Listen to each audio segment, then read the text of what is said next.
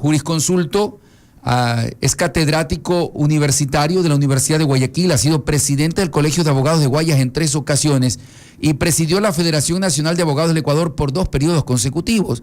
Estamos hablando con un jurisconsulto de larga data, de importante trayectoria. Por tanto, si le vamos a preguntar qué va a hacer la Asamblea, pues está claro, un profesional de derecho a hacer leyes. Hay muchos temas más importantes que conocer.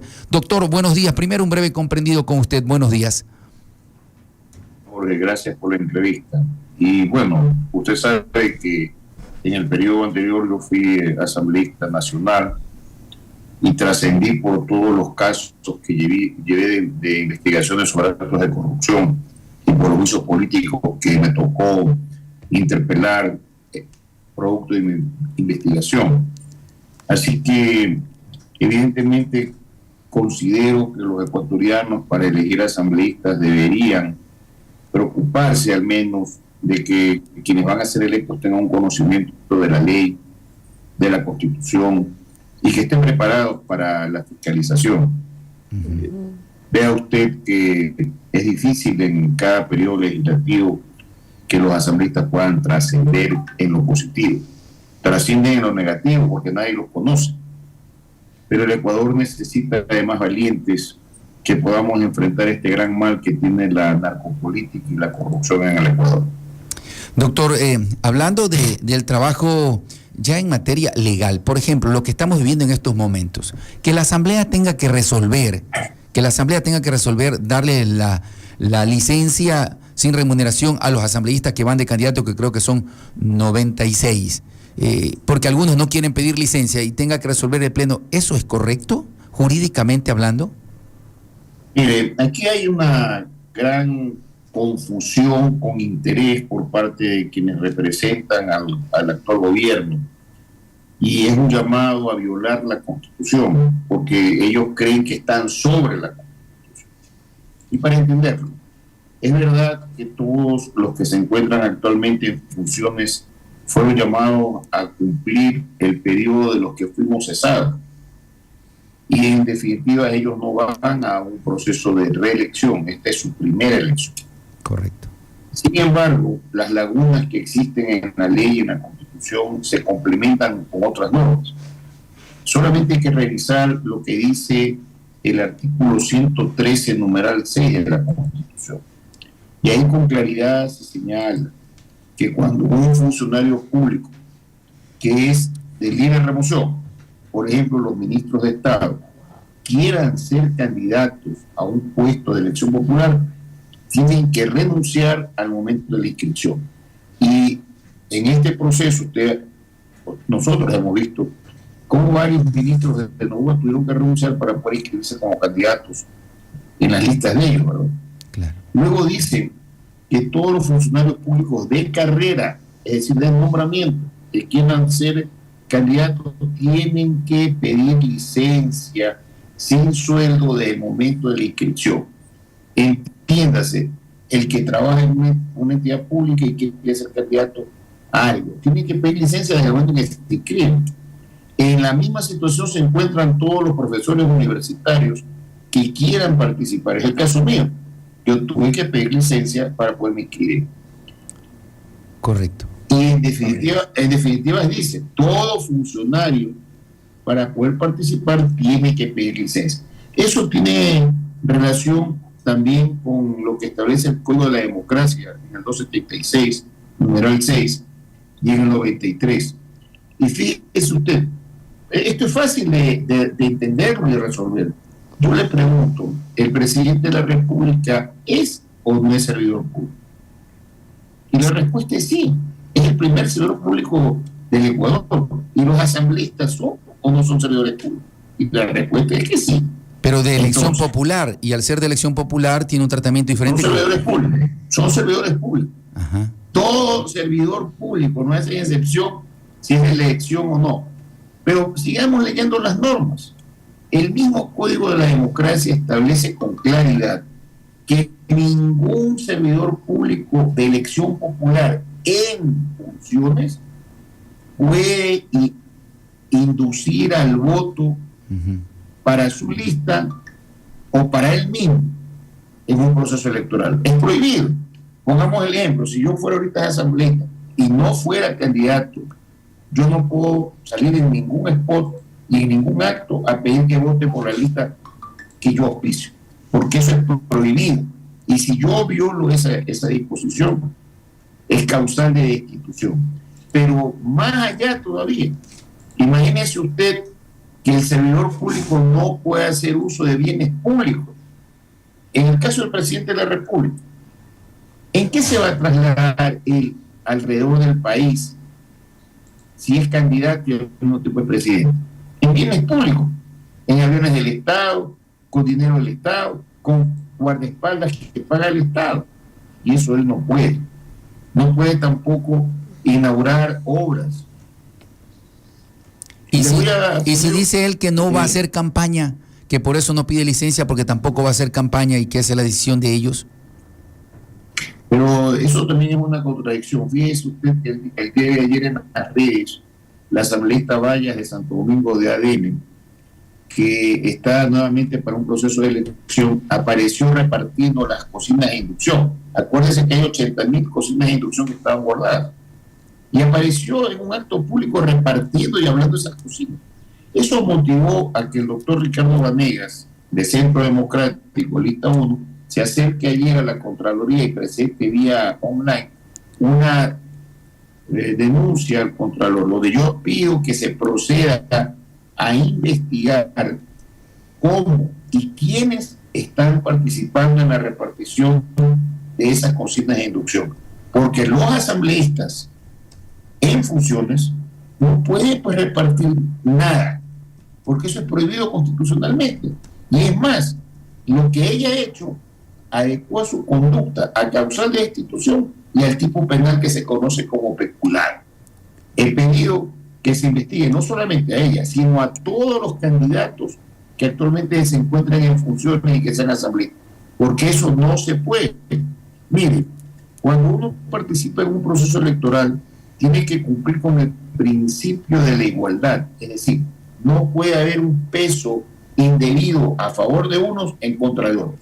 Todos participamos en igualdad de condiciones y es incorrecto que los que pertenecen al gobierno se pongan a repartir cocinas de inducción que son del Estado para pedir votos. Eso, no sé si me hago comprender. Sí, eso no puede darse. Y eso de que el presidente va a querer hacer una dualidad, diciendo no voy a hacer campaña, el solo hecho de aparecer en la televisión, en los medios de comunicación social, de informar temas del gobierno, significa que está haciendo campaña. Y eso es prohibido constitucionalmente. Él debe pedir licencia, no ahora en enero. Él debió haber pedido licencia cuando empezó el proceso electoral, en el momento de la inscripción. Y como es normal, por el momento, nadie le dice nada. Pero usted tenga la seguridad que en el Ecuador nadie está sobre la ley y tarde o temprano le va a caer el peso de la ley. Ayer he escuchado, al igual que todos, al ministro de gobierno de la Gasca hablar una cantidad increíble de tonterías, como por ejemplo el sostener que el delito por el cual están presos 16 militares por la muerte de los 4 de las Malvinas no es un delito de lesa humanidad. Pero caramba, el abogado de la Gasca es abogado. Cuando se produce la desaparición forzosa, que yo lo dije en las redes, fui el primero en decirlo, nos encontramos frente a un delito de lesa humanidad. Artículo 80 de la Constitución, y ahí mismo, en ese artículo se dice que la tortura y la ejecución extrajudicial son delitos de lesa humanidad. Entonces él no puede venirle a decir al país que esos delitos no son de lesa humanidad y que no ha habido una ejecución extrajudicial. Porque fíjese usted, si un ciudadano es privado de su libertad por cualquier motivo, por funcionarios públicos que son militares, y no lo llevan a donde tienen que llevarlo, es decir, en el caso de los menores, debieron ser llevados enseguida a un centro para detención de menores, o al cuartel de la policía más cerca, que en el caso de Guayaquil era el de la ciudad de Los Esteros, de donde fueron ellos detenidos, al cuartel de Los Esteros, están a 1,5 kilómetros. Pero no solamente eso, sino que los muchachos desaparecieron y en el camino, porque yo lo dije antes que salga, en cualquier lado, los chicos fueron detenidos por 16 militares de la FARC en 2 camionetas de color blanco y hice un video desde el lugar exacto donde fueron detenidos. Luego apareció el video y en el video se muestra cómo ellos eran maltratados. Entonces, hubo la desaparición forzosa y hubo la tortura. ¿Y por qué hubo la tortura? Porque cuando tú sometes a alguien a lo que se llama un maltrato físico y psicológico, el maltrato se llama tortura. Y los niños fueron dejados, abandonados en Taura, en pelotas, desnudos. Claro. Eso es tortura. Y luego, mire que la ciencia ha avanzado tanto. Usted debe recordar que yo fui el abogado en el caso de Charo. ¿Y cómo logramos demostrar la muerte de Charo? Por el uso del GPS, del carro, de los celulares. Aquí, una vez que los militares dejaron a los niños, ellos regresaron al cuartel, los 16, y 4 de ellos salieron en moto. ¿A dónde fueron ellos? Seguramente los recogieron a los menores y se los llevaron al lugar donde fueron ejecutados, ejecución extrajudicial. Y usted va a decir, doctor, ¿cómo puede usted determinar eso? Mire, los celulares tienen celdas que te dan ubicación real de donde tú te encuentras. La policía, ¿cómo pudo llegar a un lugar escondido si no es siguiendo los celulares que fueron incautados? No es que se va estableciendo la trazabilidad. Y ese es un delito que también entra en la ejecución extrajudicial. Claro, es verdad que dice la norma que cuando las personas desaparecen y son asesinadas, son desapariciones forzosas. Pero aquí se suman 2 delitos más: la tortura y la ejecución extrajudicial. Y tiene que darse un concurso ideal de infracciones, porque entonces la sanción no va a ser solamente de 30 años con las agravantes, sino que tiene que llegar a 40 años. No sé si me logro hacer entender. Y este es un delito que sabemos quiénes son los responsables como autores directos, que son los que mataron. Pero, ¿y los autores inmediatos? Los que dieron la orden para ir a custodiar un contenedor en el puerto marítimo de aquí, que no sabemos de quiénes son los contenedores, cuidaditos de alguna familia, de alguna parte del gobierno, los que dictaron el decreto de excepción para que las Fuerzas Armadas estén en las calles. Doctor Vanegas. Déjeme terminar la idea para que usted tenga claro. En el Ecuador tenemos ya un caso histórico que es el caso Restrepo versus el Ecuador, y cayeron varios funcionarios del gobierno. Y en Perú tenemos a Fujimori, estuvo preso 25 años por un delito de lesa humanidad cuando militares del grupo Colina mataron a 25 personas.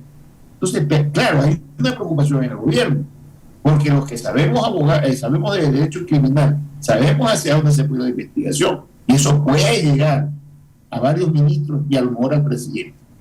Doctor Vanegas, ayer se dio un decreto presidencial para encargarle la vicepresidenta a Zaira Moya, porque se presume de que Verónica Abad no ha cumplido con integrarse a Turquía. ¿Cómo jurídicamente? Yo digo, tenemos 2 vicepresidentas, dicen todos los ecuatorianos. Ahora tenemos 2 vicepresidentas, una nombrada por el presidente y otra por el pueblo. Es una barbaridad. Mire, le recuerdo que el presidente de la República es el que le da funciones a la vicepresidenta, pues así está en la Constitución. Pero el mismo presidente, a través de su ministra de Estado, cometió una monstruosidad de violación de derechos constitucionales a la Abad. Cuando la ministra de Estado le quiso aplicar, mejor dicho, le aplicó una sanción administrativa de 150 días y la suspendió en cuanto a sus derechos a la señora Verónica Abad. La ministra, que también es abogada y que la verdad no sé qué le pasa a Ivonne, no puede, pues, en el país una ministra ser juez natural de un vicepresidente. No puede un juez dictarle una sanción que no se encuentra tipificada, pues, en la norma, y menos con ese criterio de aplicación extensiva de la Constitución del principio de la proporcionalidad. Es una barbaridad. Usted comete un delito y la sanción tiene que estar en la ley, porque si no está en la ley, no se puede sancionar. porque se violaría el principio de legalidad. Luego, el presidente de la República quiso mandarla nuevamente a Turquía y respetando la sentencia de la juez constitucional que dijo, a ver, ella no puede ser sancionada, ella regresa a su función de vicepresidente. Y el gobierno impidió que ella entre a su despacho, lo cual es violar la sentencia, es cometer un incumplimiento de una orden dictada por una autoridad legítima. Pero además de eso, cuando se la quiso mandar a Turquía, se le dijo, esté en Turquía a los 3 días de haberse dado la orden. ¿Acaso que ella tiene que coger el avión y irse a Turquía? Cuando los traslados son inmediatos en el servicio de carreras del exterior, tiene que demostrarse la urgencia del traslado inmediato. Es decir, había una reunión de las Naciones Unidas, había algún problema, un conflicto internacional, pero no hay nada de eso. Entonces ella tiene la posibilidad de irse en 30 días. Pero la vicepresidenta, asesorada jurídicamente, pidió su derecho a las vacaciones. Y eso sí lo puede hacer, todos lo podemos hacer. Y entonces ella está en goce de vacaciones hasta el 5 de enero. Viene el presidente y dice que la vicepresidenta ha incumplido con una orden que se le ha dado. ¿Cuál orden? ¿Cuál orden si ella estaba en uso de sus vacaciones? Y el presidente no puede declarar la ausencia temporal. Un ratito, dame el link. ¿Verdad? No puede dar, me hago entender, no puede dar eso. En consecuencia, lo que ha hecho el presidente es una tontería. Correcto. Nuestra compañera de noticias, la abogada Diana Castro, también tiene consulta a usted, doctor. Buenos días, doctor.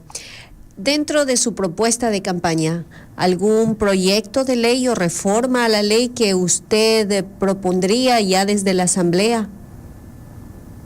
Mire, yo creo que en el Ecuador hay algunos delitos que tienen que endurecerse las penas. Pero sobre todo el Ecuador tiene que dar un paso evolutivo porque tenemos una sociedad en riesgo. ¿Por qué es una sociedad en riesgo? Porque en el Ecuador se ha hecho presente ya lo que se llama como el terrorismo. Los terroristas son enemigos del Estado y no pueden ser tratados esos terroristas como delincuentes comunes. Las reformas tienen que ir conducentes a la limitación de garantías básicas para quienes son terroristas. Es decir, no puede ser que un terrorista pretenda tener arresto domiciliario, medidas cautelares, habeas corpus. El terrorista es un enemigo del Estado y ese tiene que recibir la máxima pena y no tiene que dársele ninguna ventaja, porque él está poniendo en riesgo al Estado y a la sociedad cuando comienzan a matar como matan. Imagínense ustedes, en el año pasado 7,000 personas han sido asesinadas y en lo que va este año, el primer día, más de 8. Entonces no puede ser. Debe haber una política criminal conducente a enfrentar este mal y eso es lo que no hay. Y en temas de fiscalización, ¿cuáles cree usted los temas más relevantes en los que se debería centrar la Asamblea en el Ecuador? Cuando yo fui asambleísta, le debo recordar que fui el que hizo los casos más importantes de fiscalización. Yo destapé las mafias albanesas, descubrí la compra de los $90 millones en un buque para la Antártida de la Armada. Yo, acuérdense, presenté la denuncia contra los vocales del Consejo de la Judicatura y ahora están ellos llamados a ser sentenciados por 7 años. Presenté la denuncia del gran padrino que fue sentenciado a 10 años, al señor Carrera. Bueno, mire, yo hice tantos casos de investigación que lo que voy a continuar es haciendo eso, investigaciones técnicas y objetivas para que los casos de corrupción no existan en el Ecuador. Si no hubiese yo llevado el juicio político contra el superintendente de compañías, no se hubiese hecho público el prejuicio de los $900 millones que se llevaron al ISPOL en la Policía Nacional y gracias a mi gestión se recuperaron $330 millones. Fui yo el que presentó la denuncia por el uso de los fotorradares en el país y pidió que se investigue de las vallas publicitarias en el Ecuador, en Guayaquil. Fui yo también el que le dije al país, miren, en el Ecuador hay narcos políticos, narcoempresarios, narcos generales de la policía y de los militares. Y entregué la lista. En eso se disolvió la asamblea y ya no se hizo nada más. Y dejé presentado el informe contra el SAT del seguro. Mire, si yo no hubiese presentado las denuncias en la fiscalía a base de mis investigaciones, muchos de los casos que ahora son públicos, como el caso Metástasis, La Plaga y lo demás, no hubiesen dado resultados. Me preocupé de hacer lo que tenía que hacer. Y es lo que creo que tiene que hacer una asamblea. No se puede elegir asambleístas para calentar el puesto y para no aportar en nada en la protección de los derechos de los ecuatorianos. Quiero cerrar el diálogo porque entiendo usted también tiene agenda de medios. Quiero cerrar el diálogo consultándole cuál es su opinión sobre el Consejo de Participación Ciudadana. Le quitaron a la Asamblea el poder de designar ciertas autoridades de control y le dieron a esto, al Consejo de Participación Ciudadana, conforme a la Constitución y la ley. Pero ¿cómo lo ve usted? ¿Cuál es su apreciación de este ente que tiene que nombrar a la fiscal, al contralor y otras autoridades? Ese consejo debe desaparecer. Debe desaparecer porque ahí se han dedicado a gestionar los cargos de control a través de distintos poderes del Estado. Y eso es una tontería. Vamos a saber cuántos de esos consejeros han logrado completar los 4 años. Todos han sido destituidos o renunciados. Eso tiene que desaparecer. Pero para hacer eso, tienes que producirse una reforma a la Constitución. Y eso solo lo puede hacer la Constituyente. Eso no le corresponde a la Asamblea Nacional, porque se trata de la estructura del Estado. Correa se fue más allá.